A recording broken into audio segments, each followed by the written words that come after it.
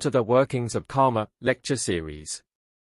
This is based on the book by the same name. The program structure is as follows. First, we start off with meditation. This is followed by the lecture. We have a questions and answers session scheduled after the lecture. After the questions and answers session, we conclude the program.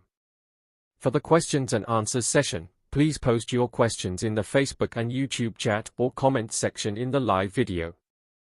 This program continues on every Wednesday at the same time, that is, 2 p.m. Coordinated Universal Time or Greenwich Mean Time.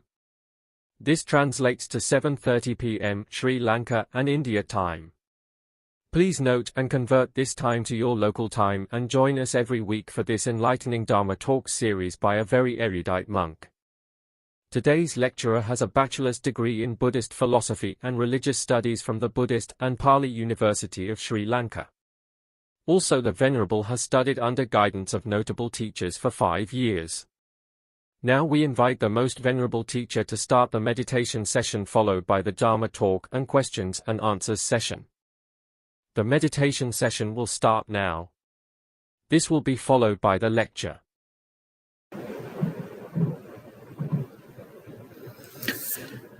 Okay, hello everybody. So let's sit in a comfortable meditation posture. For meditation, it's of utmost importance that we keep our back erect and we do not move at all. During this practice, we will also keep our eyes open. We will keep our eyes a little bit open, seeing the floor right in front of us, or whatever is there in front of us. But the point is that our eyes are half open or less than half open.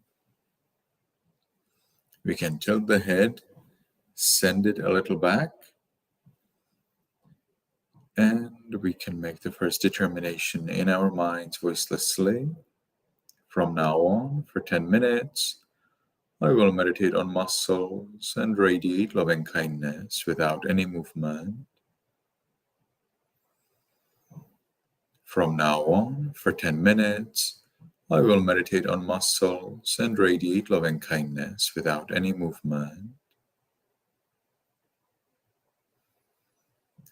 From now on, for 10 minutes, I will meditate on muscles and radiate loving kindness without any movement. And with that determination, we can gently, lovingly notice, accept there's a flat piece of sinew at the top of the head. We allow it to be heavy and changing. Heaviness here represents the element of earth, one of the 4 main elements. Changing is the characteristic of impermanence, one of the 3 main characteristics of the world. And we continue accepting heaviness and change in muscles and sinews throughout the body, to the forehead, eyes, nose,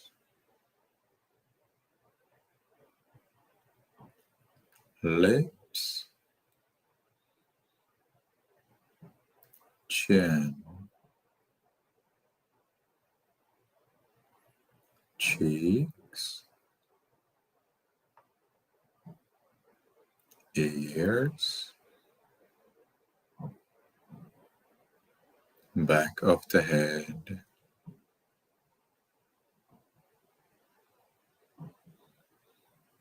we allow all of the muscles and sinews throughout the head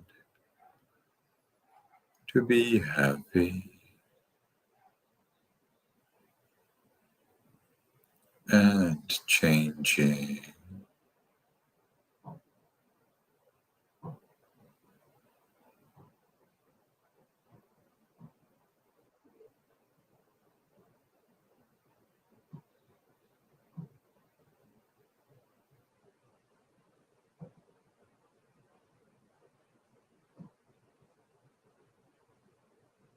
We continue to the neck, shoulders, arms,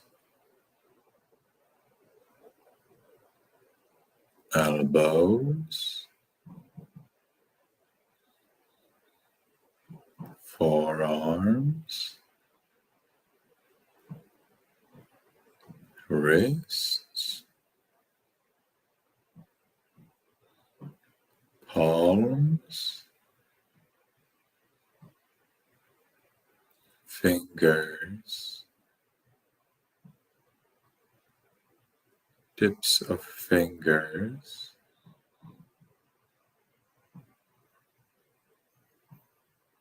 chest, abdomen, back,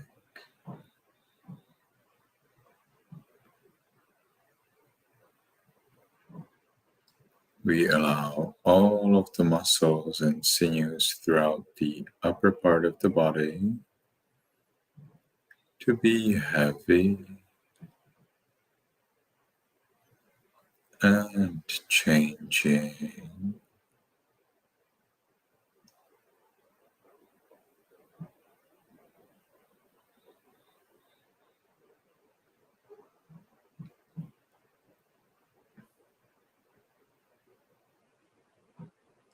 We continue to the buttocks, thighs, knees, calves, heels, soles, toes, tips of toes,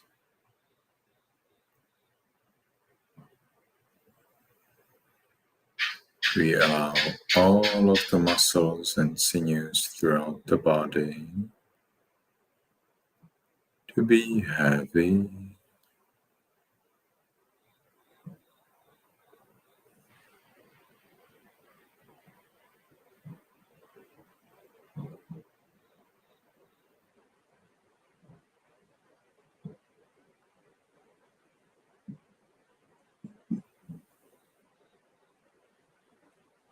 and as we allow the body to be the way it is, we achieve freedom from worry about the body.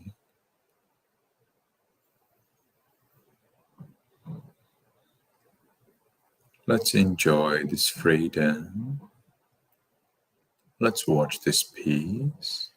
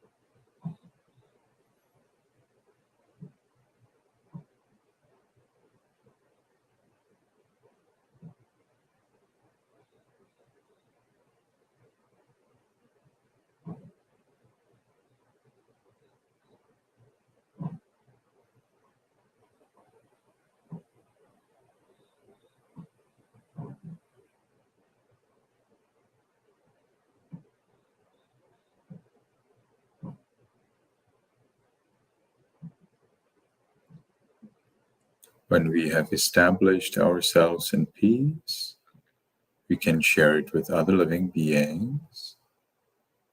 In our minds, voicelessly, we can wish, we can allow. May all beings, including me, be in peace.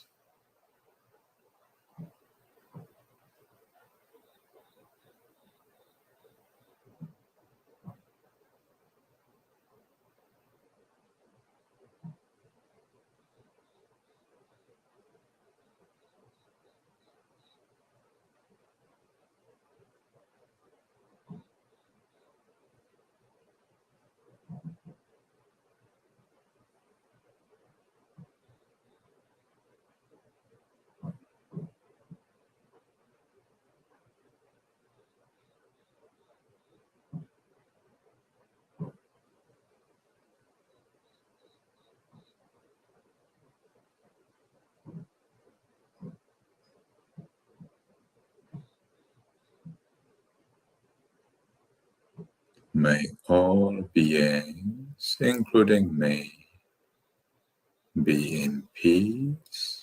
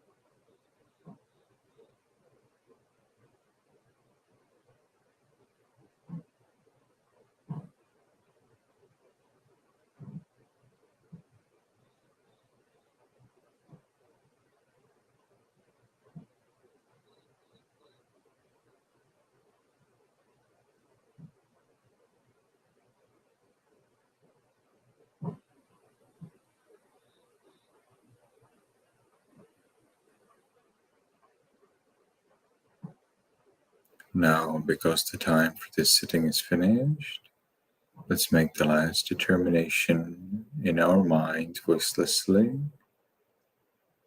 From now on, I will always be calm. From now on, I will always be calm.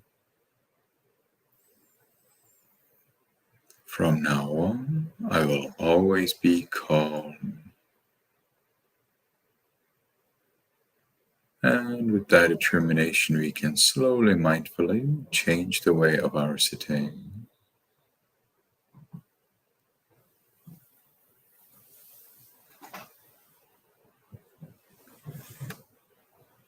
When we have changed the way of our sitting, we can take one more minute to enjoy the peace we gained in meditation.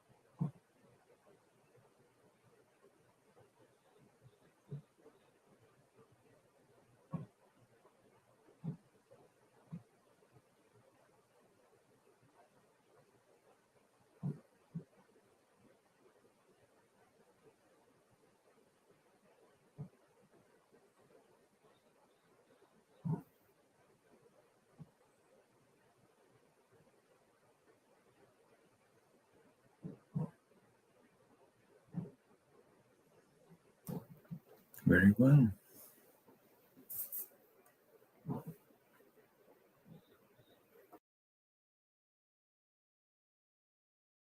Lecture will start now. A questions and answers session will be held after the lecture. Post your questions in the Facebook and YouTube chat or comments section.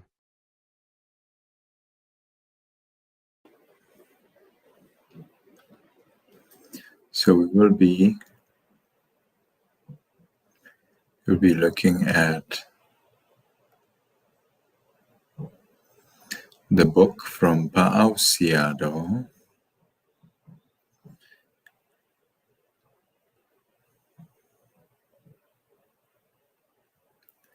Let's see, where did we finish last time?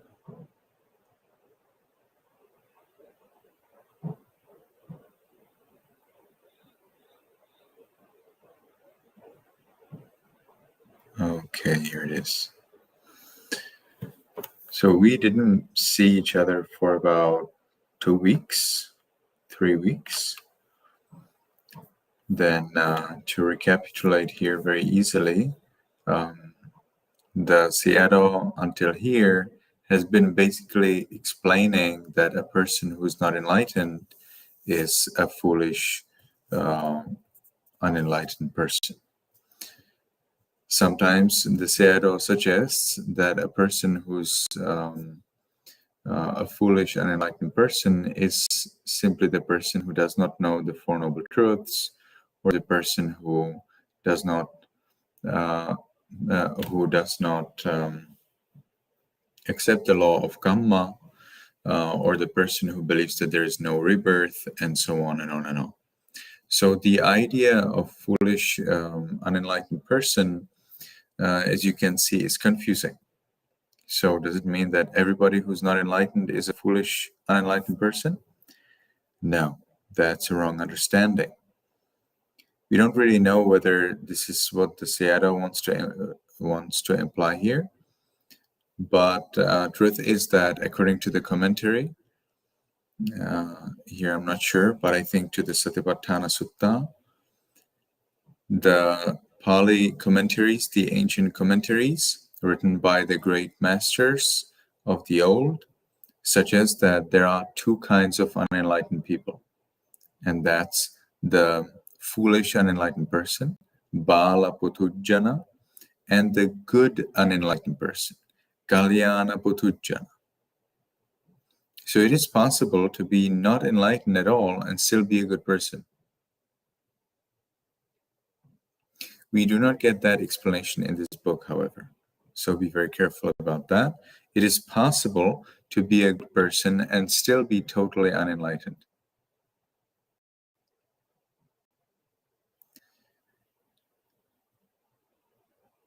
Okay, so now we'll be looking here at some details of wrong attitude, and we will be discussing today some of them. So we have here an example provided by the 𝗀𝗂 himself.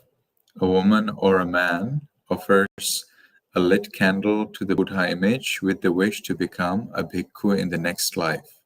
This is a wish that's very common in Myanmar, because in Myanmar, based on the Buddhist teachings, it is believed that being a woman is not as fortunate as being... I'm not sharing the...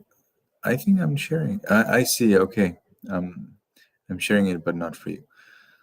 Let me see if I can make it visible.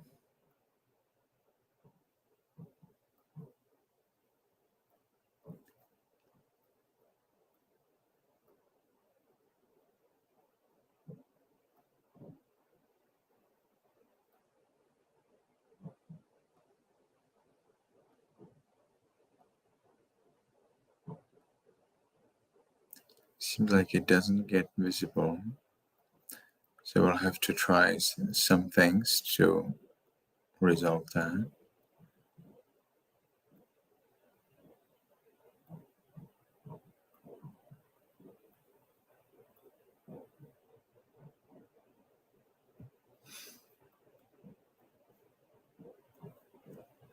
Oh, suddenly it started to work.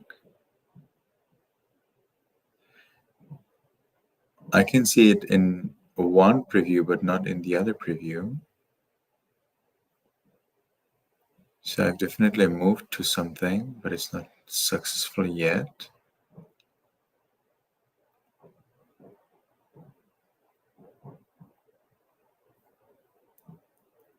Oh, now it's visible. All right, so I'm having some surprises here. If you do not see the preview, please kindly tell me. And if you see it, please kindly tell me too. All right, so we have here the idea of wishing for birth as a man. So I will need to unpack this a little because it's very clear to the Burmese, but it's not clear to others. Why would you want to be born as man? Aren't you a perfect and the most happiest human being and living being in the world if you're a woman? Or aren't you equal to men if you're a woman? Okay, well, if the women can show that they do not have any menstruation, if the women can show that they do not have any pain during giving birth, if the women can show that they have no pain when they are pregnant, then I am ready to accept that women are equal to men. Until then, I will not accept it, because I do not have menstruation. Throughout the 36 years of my life, I didn't have menstruation a single time. And would you believe that none of the men in this world, or so I understand it, has ever had menstruation a single time in their life? Even if they have lived 120 years, they never had menstruation a single time in their life.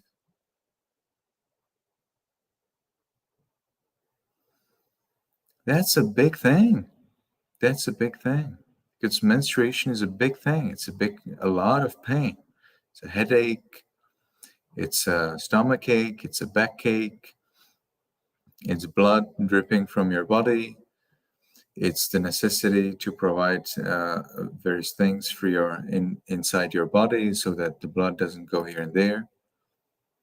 And it doesn't take just 5 minutes or 10 minutes. It may take several days, 3 days, 5 days. And it becomes even a bigger problem if it doesn't happen. Suppose you have, if you're a lady, you have your menstruation every month, and now suddenly you do not have it. And that's another problem, additional problem, you see? Yeah, as soon as women have no menstruation in their life, I'm ready to accept that women are equal to men. So, I'm looking forward to that. Until then, women are not equal to men. Sorry.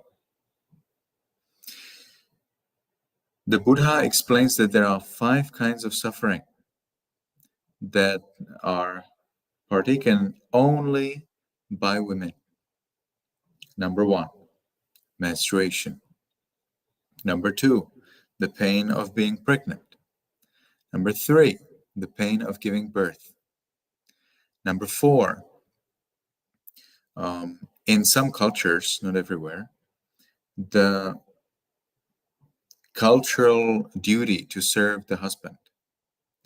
And number 5, the cultural duty, again in some cultures, to abandon her family so that she can live with her husband.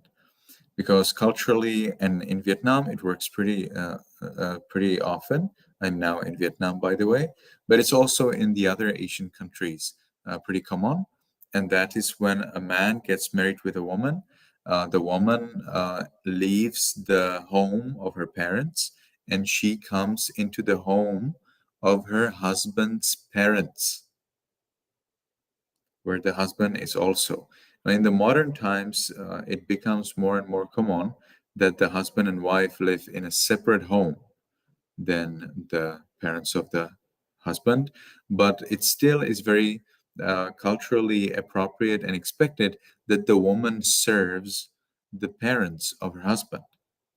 On the other hand, the husband does not serve the parents of his wife, and the husband is not expected to serve his wife. He may, there's no problem with that, but he's not expected to do that by the Asian cultures. And husband, the man doesn't have menstruation, the man doesn't have pain of being pregnant, and the man doesn't have pain of giving birth. So these are 5 specific, 5 kinds of suffering specifically of women.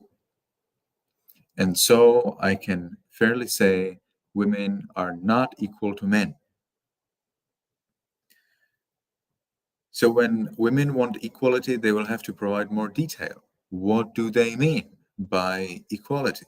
Do they mean that they do not want to have menstruation, or that they never want to have they never want to give birth to children?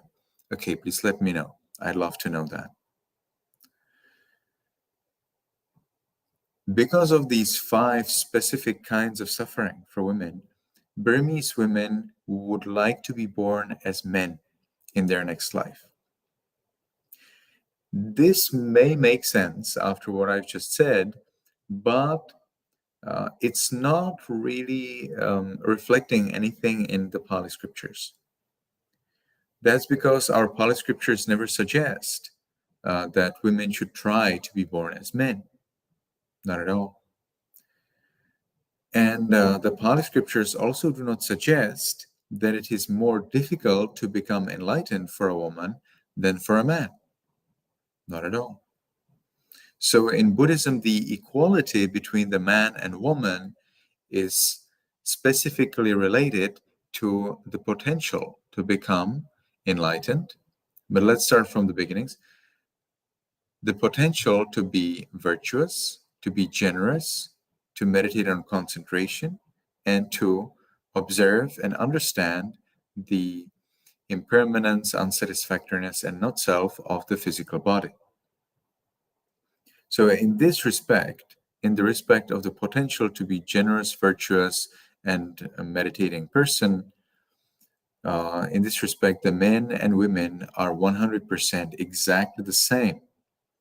And we can read, there's a story, not sure where exactly it is, but I've heard at least a story where, I think I read it too, a wife goes to the monastery, and the man first goes to the monastery, he becomes a non-returner. He achieves the 3rd level of 4 levels of enlightenment. He goes back home and he says, "Oh, dear wife, no more sensual pleasures for me." And he explains that he is a non-returner, that he achieved the 3rd level of enlightenment. So the lady goes to that monastery and she becomes an arahant. She achieves the 4th level of enlightenment. So in some cases, the ladies are actually faster and more efficient on their way towards Nibbana. So again, in this respect, it seems by and by, the ladies and men are exactly equally equipped, equally endowed with the potential to become enlightened. And therefore, the idea that ladies must try to be born as men in their next life is not acceptable. And so 𝗹𝗶𝗸𝗲 is fighting with it here a little. You may like to know that it's a very traditional, very common idea that the ladies want to be born as men. Let me totally guess, so it can be totally wrong, that at least about like 50% of women in Myanmar would love to be born as a man, either in the future or at least in this life, they would be happier being a man. At least 50%. That's my feeling. I lived in Myanmar for 9 years. So of course, I'm basing this assumption on my experience and on what I've heard, but could be different. Could be 99%. Could be 1%. I don't know. But quite a lot of ladies that I have seen express their wish that they want to be born as a man. What the Buddha seems to, however, suggest, if it comes to rebirth, is that not only ladies, but gentlemen as well, try to be born as deities, as gods, G-O-D, gods. So we are supposed to try to be gods. Moreover, the Buddha has given a duty to monks. The monk's duty towards lay people is to show lay people the path to heaven. Sagga samagang ajikkanti. In the Singala Sutta of Digha Nikaya, the Buddha provides 6 duties to the monks towards lay people. And the last of these 6 duties is that monks show the way to lay people so that they become deities, so that they go to heaven. And in our scriptures, it is implied that it's good when monks are born in heaven by the visit of the king of gods, 𝗀𝗂, also known as Indra. So the king of gods, 𝗀𝗂, or Indra or Vishnu, so not that the Buddha would be Vishnu, actually the king of gods, 𝗀𝗂, who served the Buddha. So Vishnu serves the Buddha, not that Buddha is Vishnu. So the king of gods, 𝗀𝗂, visits the Buddha and he praises the Buddha for making the heaven of 33, because there are many heavens, the heaven of 33, for being populated by many gods. So many monks passed away and they were born in heaven. So the king of gods, 𝗀𝗂, comes to the Buddha and praises him for that alone. And our scriptures do not say, oh, you see, the king of gods, 𝗀𝗂, is here coming, saying that there are many gods in heavens, and that's such a problem. These monks, they were so evil, they did not become enlightened, and instead they were born in heaven. No, we don't have such text.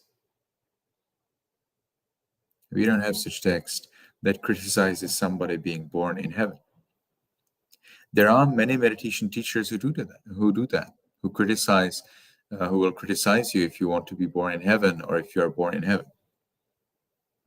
Not the Pali texts, not at all. It is, of course, better to be born in, to be not born, to be entirely liberated from all birth, old age, illness, and death. It is, of course, better to wish to be enlightened, to achieve the ultimate enlightenment, and not to wish birth in heaven. But if it happens that you're born in heaven, and if it happens that you do good deeds that will help you to be born in heaven, then that's actually very good. The Buddha advertised heaven to monks again and again and again. The Buddha advertised heaven to lay people again and again and again and again. The Buddha explained how the heavens are so amazing, how long life you can have there, how much pleasure you can experience there. So the Buddha advertised. The Buddha was a great advertiser. He did not advertise clothes or beer or whatever like that. The Buddha advertised heaven. On the other hand, I wonder if the amount of the Buddha's advertisement for Nibbana actually comes up to the amount of the Buddha's advertisement of heaven. I think actually that's my feeling, and it could be wrong, but my feeling is that the Buddha's advertising of heaven actually was more than the advertisement of Nibbana. Well, that makes sense because heaven is much easier. So the Buddha would advertise heaven to everybody and Nibbana to those specially equipped with previous merit from their past lives, so that they are born, so that they achieve liberation from all birth. The Buddha would not praise to you Nibbana if he knows there is no way for you to achieve Nibbana.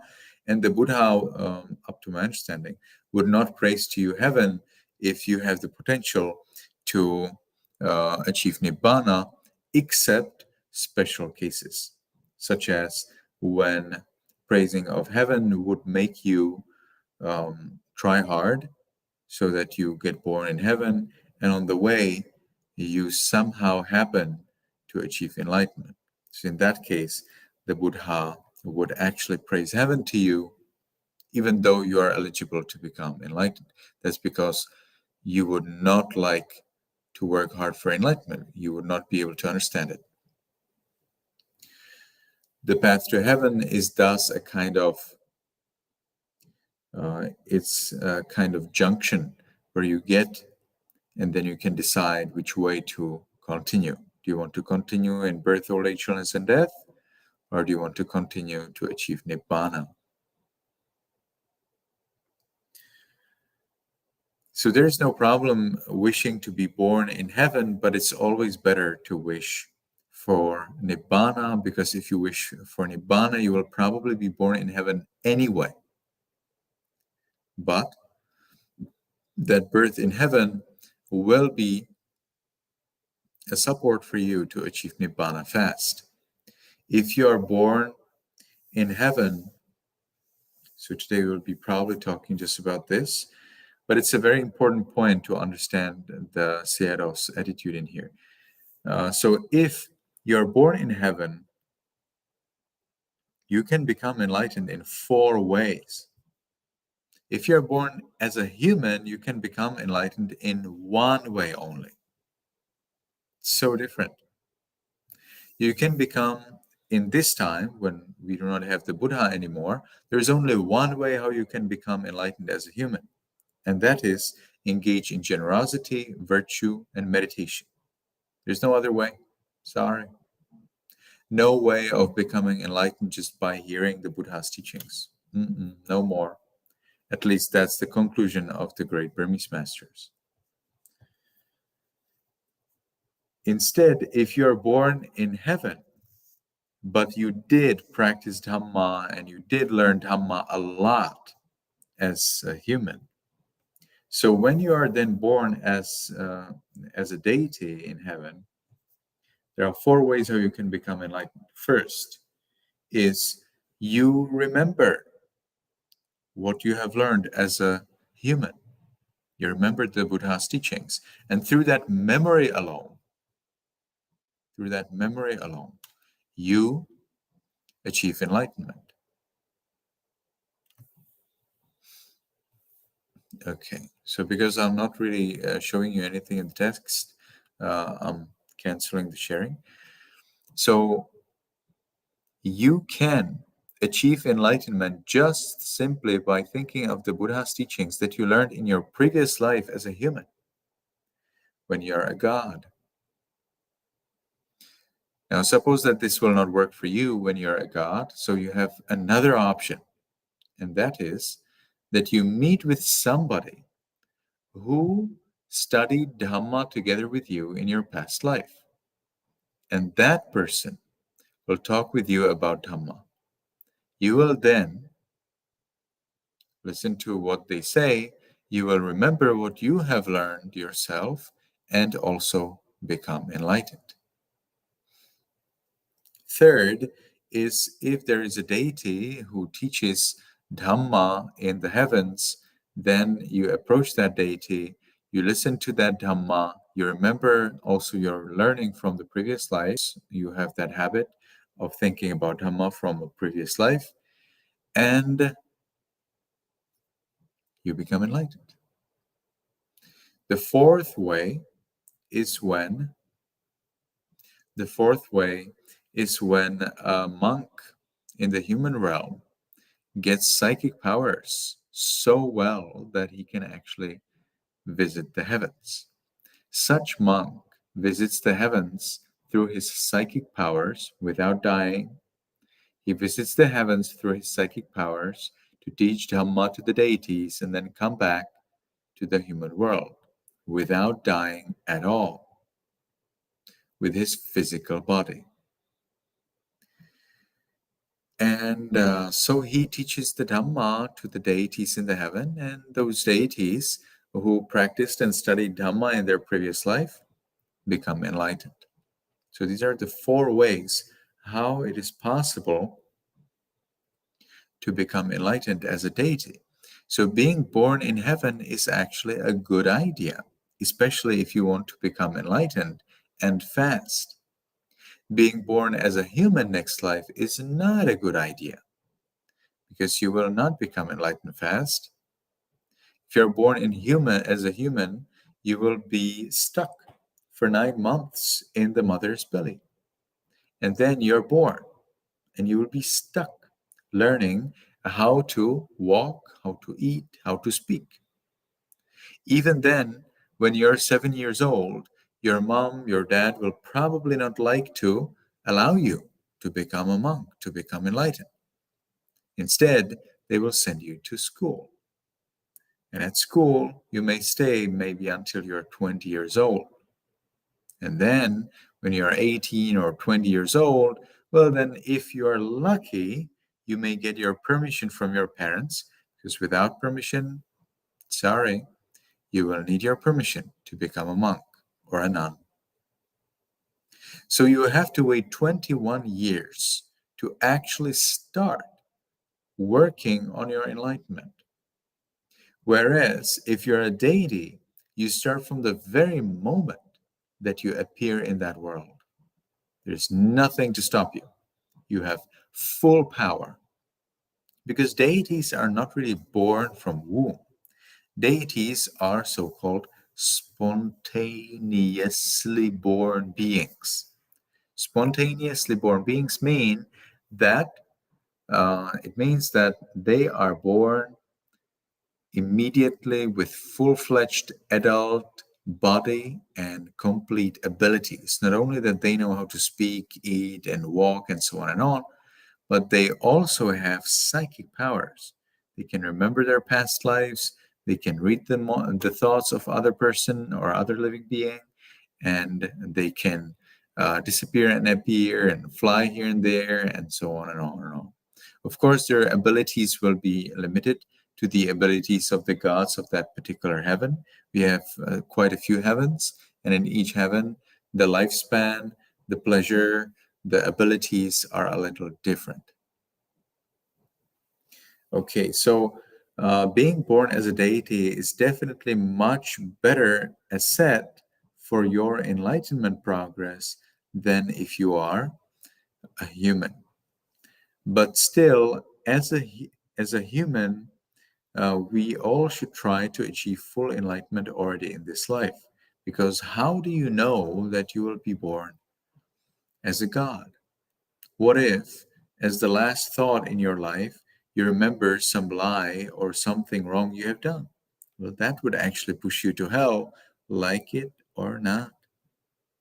You would probably stay in the hell for a short time if you engaged in plenty of merit. But still, who wants to go to hell to suffer, even for 1 minute? Not me. And so, we do not risk it, and we try to achieve enlightenment in this very life. So do not think like, okay, I don't need to achieve enlightenment. I will just do some good deeds and wish to be a god, and then as a god, I'll become enlightened. No, it doesn't work like that. It's not sure. So this woman or a man, so some lay people, to conclude my introduction, and we will hopefully continue with the text next time. The lay people who want to offer something to the Buddha with the wish to be humans in the next life are unnecessarily losing their opportunity to be born as deities and achieve enlightenment very fast. You can wish to be born as a human when you are fully eligible to be born as a god. That's totally fine. And you probably will be born as a human. My point is that it's not a good idea, because as a human, you're stuck for the first 21 years, and then you can just start to achieve enlightenment. But still, you have this problem with your brain. There's a problem with brain. What is it? It's heavy. The brain is heavy. It's limited. The deities, the gods, not sure if they have a brain. I would love to learn more about anatomy of the god's body. It would be very interesting. Do they have hormones? Do they have nerves? And so on and on. I really would like to know that. Anyway, the gods are not obstructed by their physical body in their thinking, whereas we are. If we are tired, it doesn't work well. If we are exhausted by some work, it doesn't work well either. If we are ill, it doesn't work well either. You see, these are problems. But gods, deities, do not have these problems. So gods are much more an advantage than us humans for becoming enlightened. And I think that's why gods do not have to meditate. You know that gods do not meditate? Gods don't have to meditate. In meditation, you are basically working hard to overcome the bodily problem. You, of course, work with your mind, but if you did not have this cumbersome body, then you would probably realize the Buddha's teachings much faster and much easier. Because again, your intelligence is at its 100% potential all times. And moreover, you do not have illnesses or worries or troubles and so on and so on. That's why it's really, really lucky if you can be a god and study Dhamma. For us humans, we are still lucky, but it takes us more time and more effort and going through a lot of troubles in order that we become enlightened. So wishing to become a human is not a good idea. All right, so this was the introduction for what we are going to read about next week. And I would like to ask you, anyone and everyone, to ask me if you have any question so that I can address that. If you have any question, please write it in the comments right below this video that you're watching. We, or me and the organizer, can immediately see your comment so we can address it as soon as possible.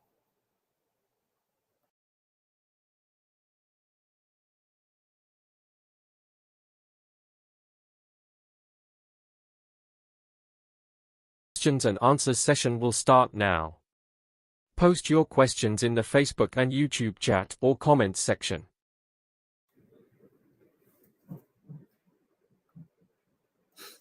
Okay, I see we have here plenty of comments. So let me see what we have.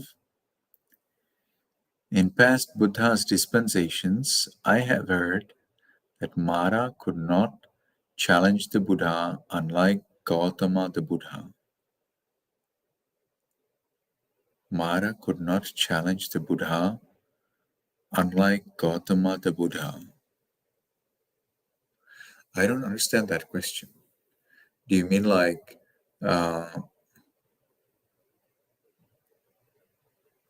in past Buddha's dispensations, Mara could not challenge the Buddha? I see.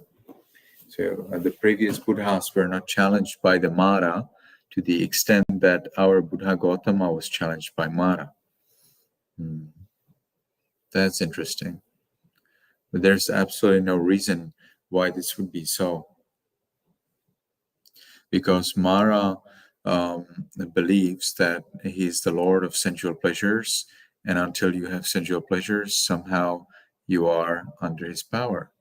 And so Mara doesn't like when monks want to liberate themselves from sensual pleasures and thus from the power of Mara. So it doesn't make any sense that Mara would not be challenging the Buddha in previous lives, the previous Buddhas, to the extent that the Buddha 𝗀𝗶𝗸𝗲. Provide me with some reference and we can examine that. Let's move on to the next question. Next comment says, science and mathematics does not have ethics but deal with empirical and theoretical conceptualization of reality. Philosophy discusses ethics. How would this relate to Buddhism? Practically. And gradually, even the scientists and researchers are gradually learning that that ethics and generosity are very important contributors to our happiness.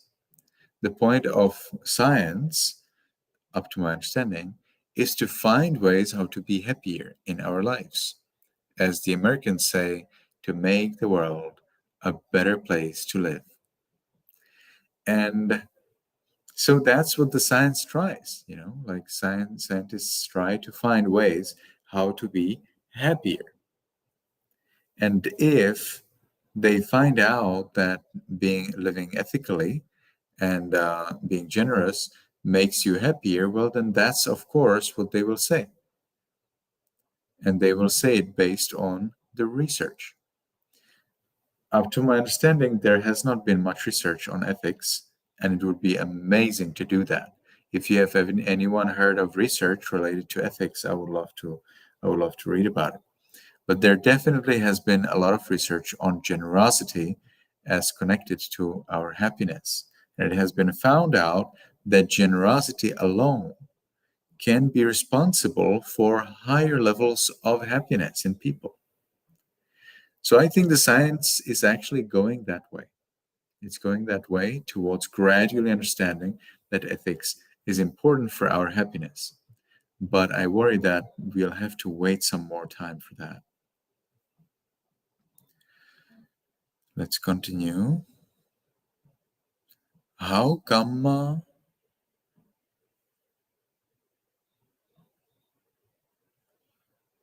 How is Kamma? I see. So that's some idea, but unfortunately, it's not explained there.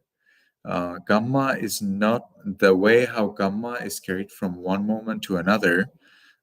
This process is not explained in Abhidhamma or in Patthana, and it has not been explained by any monk, and I can totally assure you of that. Bring them to me, and I will entirely crush them, because there is no way how you can explain that. First of all, the Buddha has clearly explained that if you try to understand Kamma, you will not understand it. That's the first start. Okay, now whatever else I say is basically useless, but to satisfy your thirst for knowledge, let me tell you that there is this idea that Kamma is stuck, or it is glued to a jhavana moment. So our mind is made up of arising passing moments, and these arising passing moments stream can be divided into sections. Each section has relatively similar nature, such as that there's the potential to know, the ability to accept the new object, for example, the visible object by the eye, then the reception of the object into the eye, the contact, then a gradual feeling and perception, and then some kind of decision or some kind of attitude towards that object. So this would be like one process, and these processes are repeating again and again and again, of course, with different objects and with a little bit different nature. But the principles are basically the same in each and every of these sections of the mind. Now, all of these sections, by the end, they have the 7 moments called jhavana. Jhavana means running. And here they are called jhavana because they are very fast. These 7 jhavanas, they are responsible for our attitude to the object that we receive. Now, of course, we receive a huge amount of objects, and basically every microsecond, every second for sure. We definitely can conceive of about 20 objects per second pretty well, but unconsciously we in fact conceive of many more. For example, your screen flicker needs to be in thousands so that you feel comfortable with your screen, be it on your phone or your computer and so on.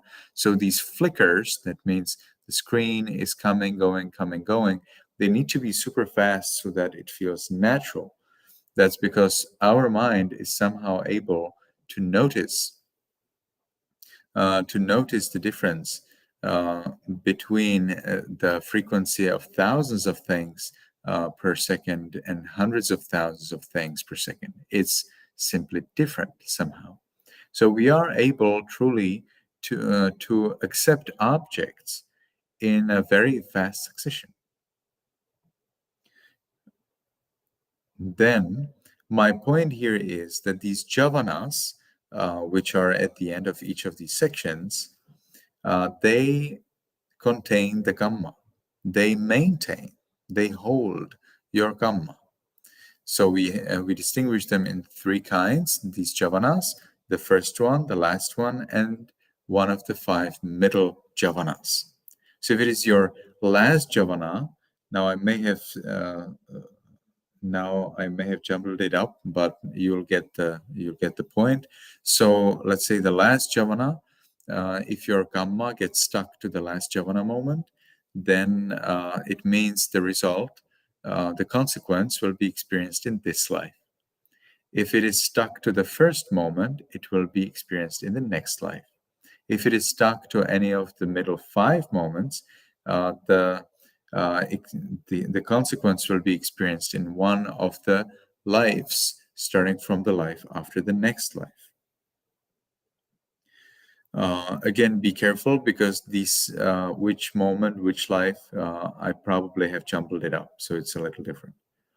Now, my point is not to explain to you which jhavana goes for each consequence. I'm going to explain to you something else. My point is that these are moments that arise and pass. Okay, so we have arising and passing. Arising and passing. Arising and passing. Now, suppose that there is no real source from which they arise. They are only conditioned by the other moments that came before. But there is no source that would be blinking them, that would be sending them, not at all. The only reason why they arise and the only power they get to arise is coming from the past. And maybe a little bit from the future, but this would be probably for a different question. So these moments, because they are based on the past and because they are not sent by anything, they bring about a little problem.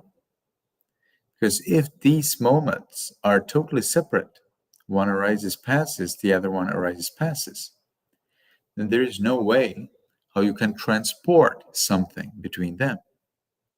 For example, I'll take a pen, and I want to get the pen to some other place. You will come to visit me in the monastery, and I, in this example, do not have a way how to get to the town. Now I'm in a little village. So if you come by car, for example, then I may give you the pen, then you will take that pen into your car, then you will go by your car to that town, and then you will get that pen to the town, let's say to my friend who's in the town. So here we are, three bodies, me, you, and my friend. Now the point is that we want to transport this pen to my friend. How are we going to do that? Now, if I arise and pass, and then you arise and pass, there is no way how you could take that pen. I will have to arise and meet you. You will have to arise too.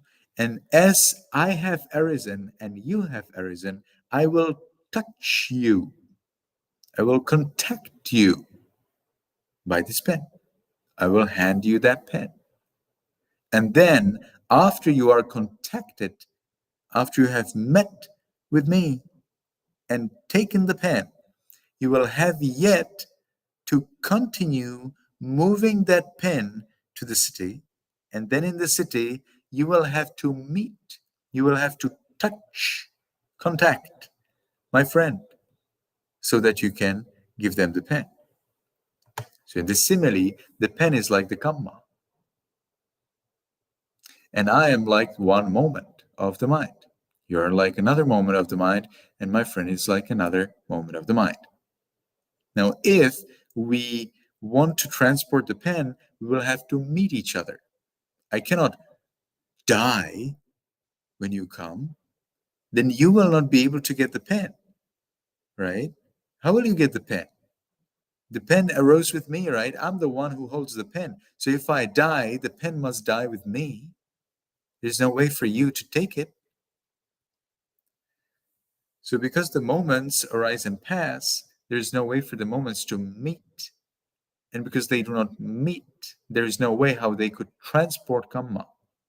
And so any idea of Kamma being glued or attached to the moments of the mind doesn't provide any explanation at all to the way how Kamma is transported from one moment to another. So we don't know. But it is perfectly in line with the Buddha's teachings, where the Buddha says, you cannot know. Quite simple. Okay, so think about that. And next time you can ask me another question if this one was not clear or if you have another idea. Let's move on to another question or comment if we have it. Are there kammic tendencies which determine one's sex? I don't know what you mean by that. Please provide some example. Your sex is determined by, I'd say, two things. That's how I understand it so far. Our sex is determined by two things. One is kamma and one is our determination. You can decide to be born as a woman, and regardless of your kamma for being a man, you will be born as a woman. I worry that if you have kamma to become a woman and wish to become a man, you will not be able to become a man. Because as you have understood, I take man birth as higher, that means as more pleasurable, than as woman's birth. And so you will need a little better kamma to be born as a man than the kamma to be born as a woman. On the other hand, if you have kamma to become a man or even as a god, still, if you wish to be a woman, you will be born as a woman. Depends on you. On the other hand, again, if you have kamma only to be a woman, then you will probably be born as a woman, especially if you wish to be born as a woman or if you don't wish anything. So that's my answer. Make sure that you ask me again if I did not answer your question, or if I answered something else, or if I did not answer completely. Just ask again in different words.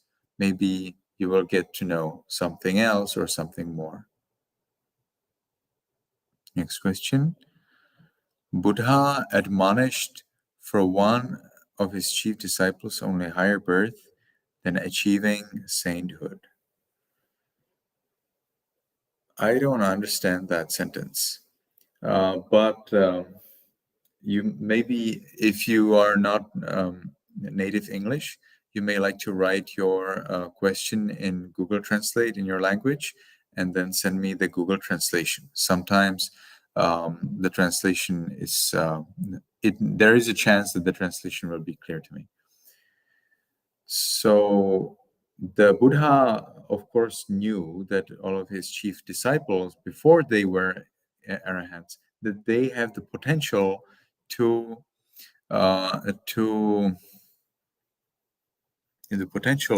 become arahants. So the Buddha did his best to lead them to the arahanthood. In one case, however, with Mr. Nanda, the Buddha saw that Mr. Nanda is not interested in becoming enlightened or being a monk. So to encourage him to become a monk and to try for enlightenment, the Buddha took him to the heaven, showed him the goddesses, and thus Nanda was no more interested in his wife-to-be. He became a monk, and later he became an arahant. In another case, a gentleman wanted to become a Brahma which is basically a higher kind of a god who does not enjoy sensual pleasures but enjoys meditation pleasures. And Venerable Sariputta taught this gentleman the way how to become a Brahma instead of the way how to become enlightened. The gentleman passed away and truly became a Brahma. But the Buddha then rebuked Venerable Sariputta for leading the Brahmin, for leading the gentleman to become a Brahma in the next life. The Buddha explained the gentleman had the potential to become enlightened, and he taught him the way to become a Brahma. And according to somebody, I don't know where I heard that, but I have heard or read somewhere that Venerable Sariputta then had to go to the Brahma world and teach this Brahma to become enlightened. So that's again my answer. Today we are going very fast.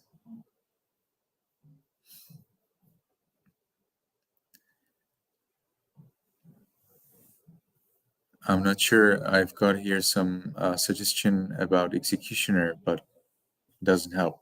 You will need to tell me more details about that.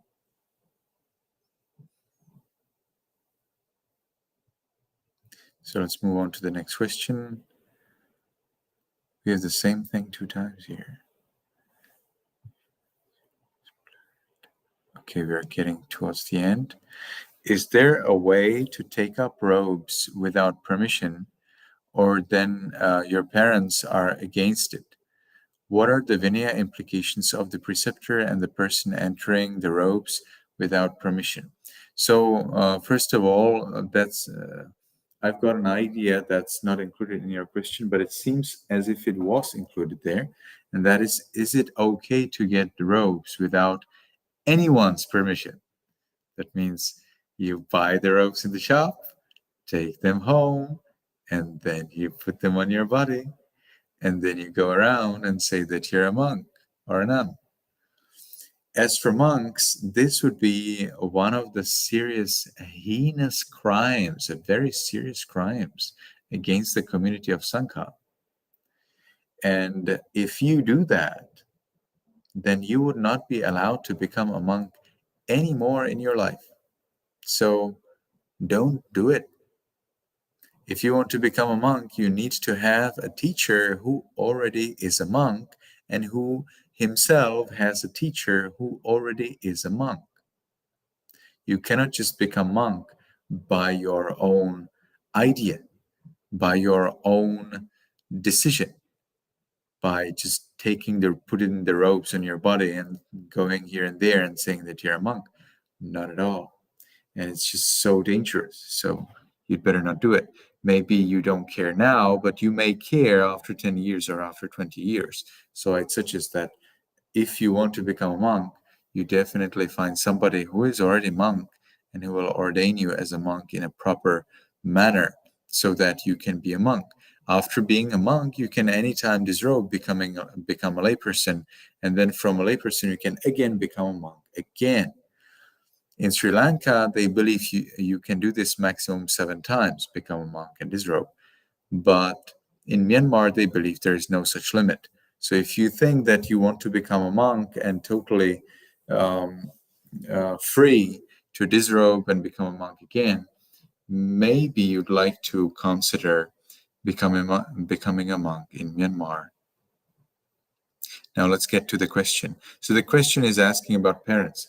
If your parents do not live, it doesn't count. It's as if you have got the permission.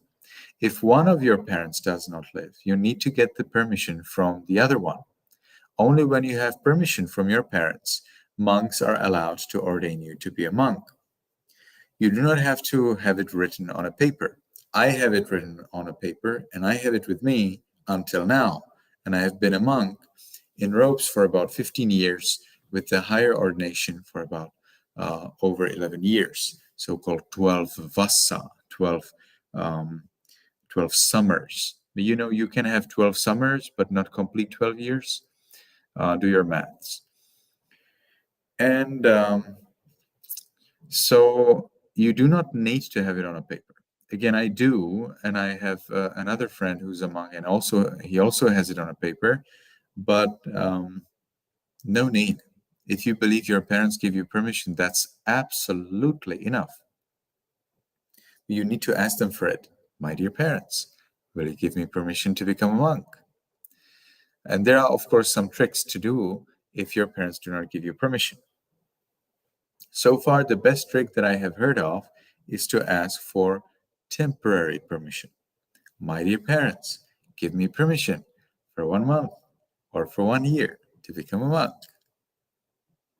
And then after you get that permission, then you have two things.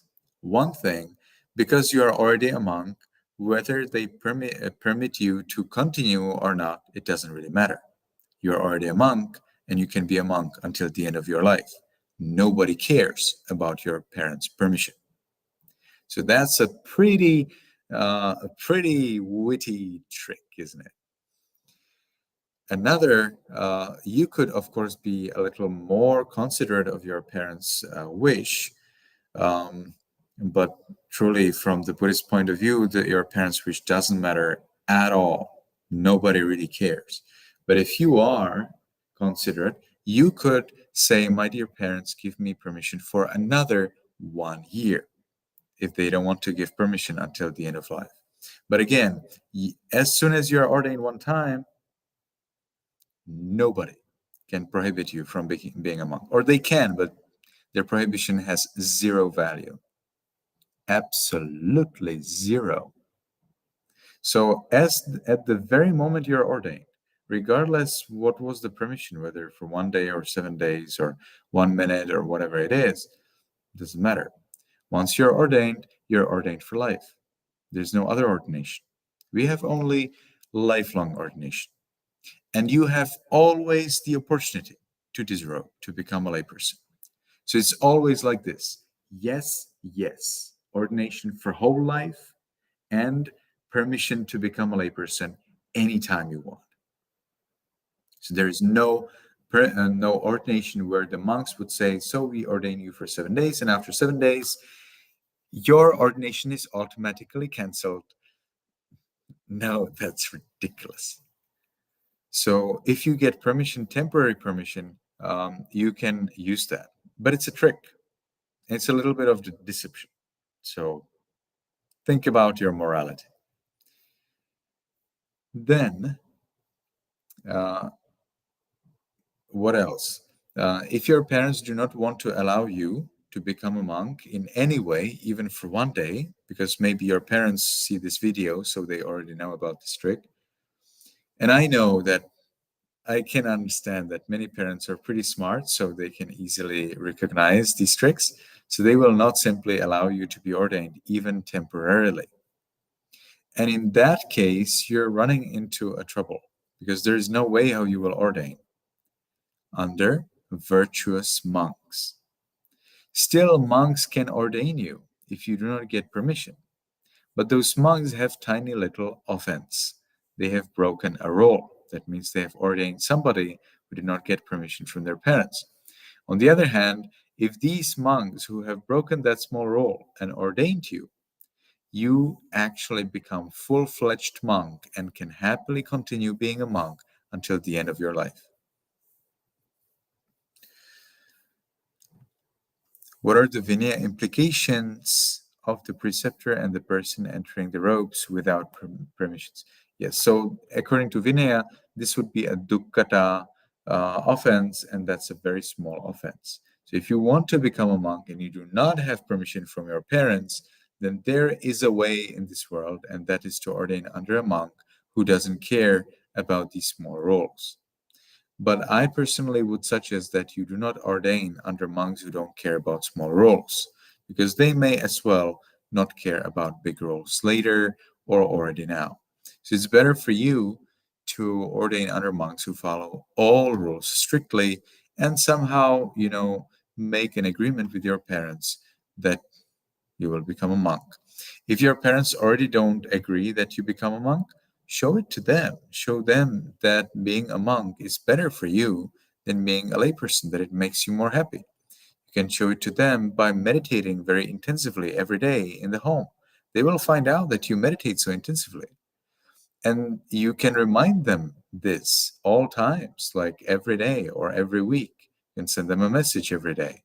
And you can be sure that when they see that you're serious, you truly like meditate every day, that you truly follow strict rules, like 10 rules: you don't touch money, you don't eat afternoon, and things like that, well, they will be considering the permission.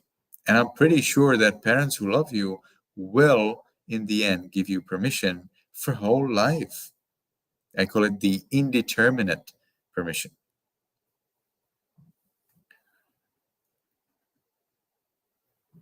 Okay. What is the advantage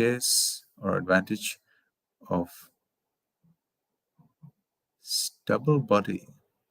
You probably mean subtle body versus gross body in samatha and vipassana meditation. Subtle body.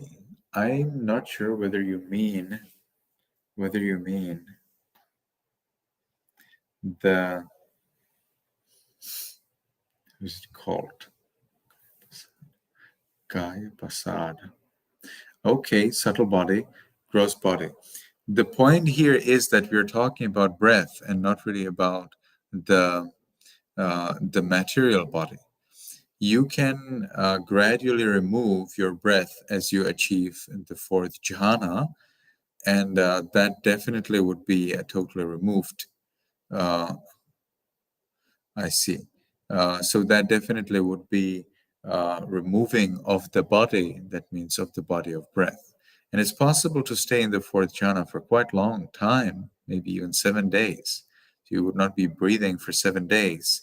And then after those 7 days, you just exit your meditation attainment and just continue living happily and healthily like everybody else. That's possible. And there's a story from Ajahn Brahmavangso, who speaks of a husband of a lady who has achieved a deep level of concentration like that, did not breathe at all. So his wife took him to the hospital, and the doctors saw that he doesn't breathe at all. So they wondered, how's that possible? He doesn't breathe, but his body is warm. And then he exited his meditation attainment, and he was wondering what's going on.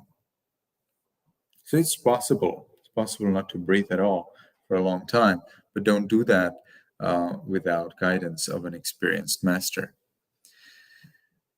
If you mean by subtle body, but here we see samatha vipassana, so I don't think it's related to deities and humans. You can achieve, you can change the nature of your physical body if you travel to the different worlds, such as of the deities and of the Brahmas, because you would not be able to enter those worlds or to see those beings with this coarse body that we are having, that we are using now. I think maybe I did not understand your question, so I'd like to ask you to ask again in a different way. And maybe if you have read something somewhere, tell me the reference as well, so I can check it out and tell you an accurate answer. What about actors acting as monks? What are the implications?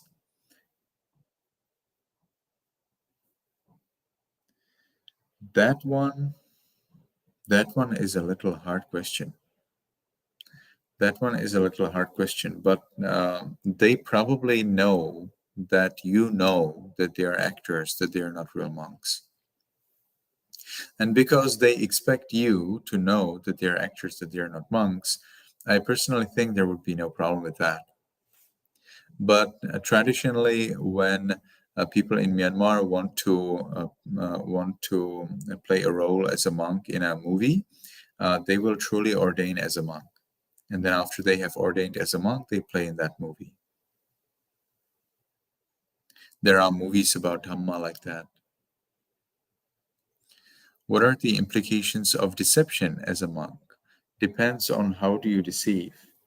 If you deceive another person in such a way that they start to be generous, virtuous, and they meditate, or that they stop doing wrong things, like the Venerable 𝗷𝗶𝗸𝗲 is believed to having pretty well deceived the Mara, how to say that? Mara, the tempter, or the great god who believes that we all should enjoy sensual pleasures. There is no problem at all, and he was an arahant by that time. There's this case in commentaries of the gentleman in Sri Lanka, or the monk in Sri Lanka, who swept, and this will be the last thing I'm going to say and tell you today. So in Sri Lanka, one time, there was a monk who meditated on the Buddha's qualities. He swept the yard, he cleaned the monastery every day very carefully, and after that, he meditated on the Buddha's qualities. And so the Mara noticed that, and the Mara thought that he needs to stop this monk from his meditation, because the monk was too dangerously close to become enlightened. And so Mara took the appearance of a monkey, and by the time that the monk has already cleaned the monastery, the Mara then jumped from branch to branch here and there, so that he made a mess in the monastery. The monk then saw that there's a mess, so he was not able to meditate. Instead, he had to go and do more sweeping, and that effectively interrupted the meditation, the practice of the monk. Another day, the Mara came as a limping cow. What's a limping cow? That's a cow that has a problem with one of its legs. And so the cow, as it was coming in a very unnatural way, it made also mess. And this was again after the monk has nicely cleaned the monastery. Now this cow has come, and the monk is wondering, hey, there are no cows in the village. I have not seen any cow in this area. What can this mean? And so he came up to that cow and he said, "Oh cow, aren't you a Mara?" And the cow changed into this shining, beautiful, living being, Mara, because Mara is one of the greatest gods in the Buddhist understanding. He's shining, and his body is truly very, very beautiful. Okay, he's a man, that's true, but his body is very handsome. Okay, he is a god. He is the king rebel in his heaven, and he is in the highest heaven of sensual pleasures. So the monk saw the Mara, and he has this idea. So Mara, so you can change yourself into a monkey. You can change yourself into a cow. Do you still remember how the Buddha looked like? And the Mara says, "Yes, I do." And the Mara and the king, and the monk says, "Oh Mara, would you be able to take the appearance of the Buddha?" And the Mara says, "Of course, I can do that. So show it to me." And Mara took the appearance of the Buddha. Now, as the monk saw the appearance of the Buddha, this was a very powerful support in his meditation practice. Very soon, the monk became an arahant, thanks to the Mara taking up the appearance of Mara. And then Mara came up to the monk and says, "So you have deceived me." And the monk says, "What is it to deceive a Mara?" In other words, deceiving a deceiver in such a way that you or another person turn or achieve progress towards Nibbana, or achieve progress in doing good deeds, apparently does not count as deception.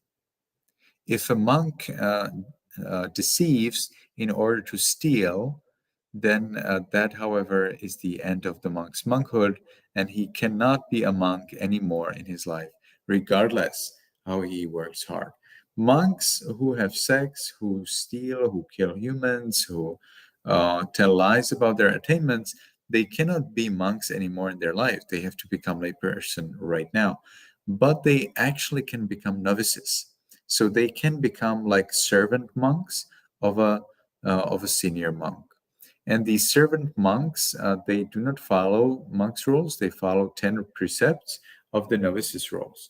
And they actually can take permission from their caretaker, from the chief monk, and they can dedicate themselves to meditation and still actually achieve enlightenment, even though they broke one of the heinous crimes, one of the most serious rules when they were previously monks. So it's not like the end of life if the monk breaks one of the 4 main rules, but it's definitely a problem because he cannot grow the community of monks, because only monks who have the higher ordination can ordain a new gentleman, and they also can ordain a new novice. Novices cannot ordain novices. So this was the last question that I dealt with today. I see there are some more questions. I would like to ask our organizer to add these questions to our beautiful table where we collect questions.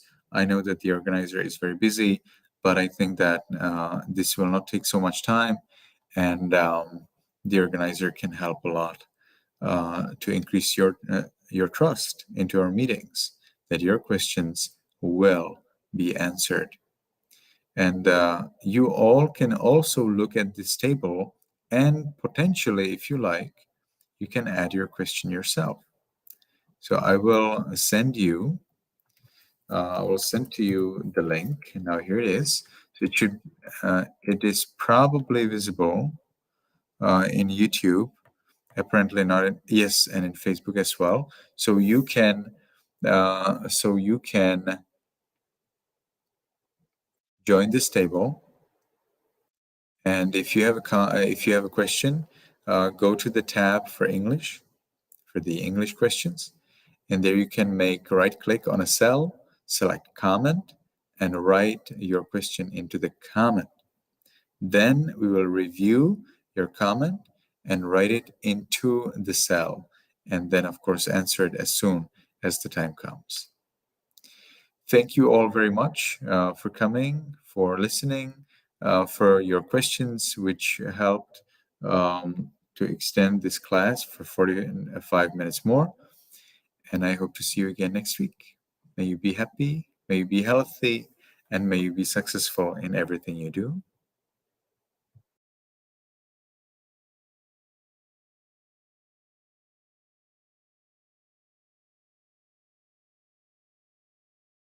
Concludes today's lecture on the workings of karma.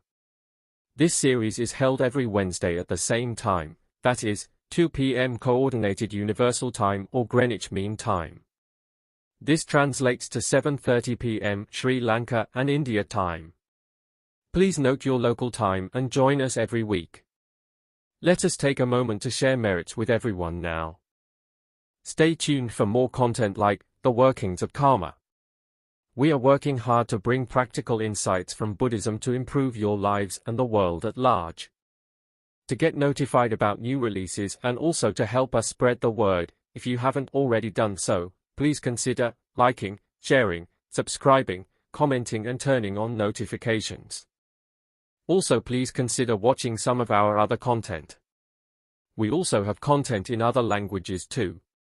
Also, please consider subscribing to our other language channels. Hoping to see you again in our live programs.